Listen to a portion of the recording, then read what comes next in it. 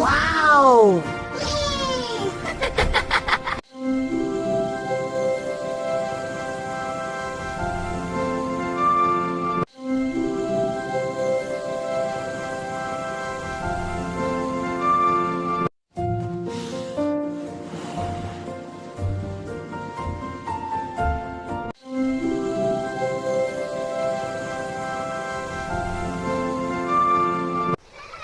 মিমি, তুমি কেঁদো না, আমি একটা বুদ্ধি বের করছি।